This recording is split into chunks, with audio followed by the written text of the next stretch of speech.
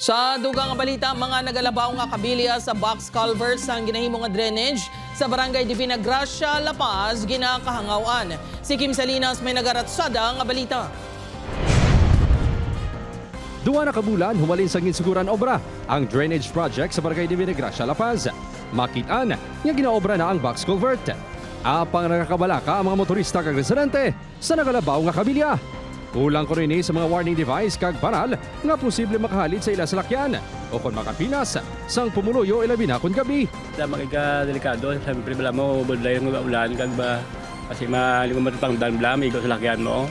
Doble halong naman ang pila ka tricycle driver kung maglabay sa lugar.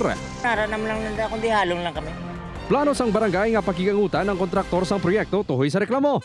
Nagpangabay ang barangay sa mga motorista nga sundo ng one-way scheme agud hindi magutok sa dalan. One way lang nada, sir. One way lang nada. Kani kay tigaman ulo. Kita nagid nila nada nga isa na lang ka lane.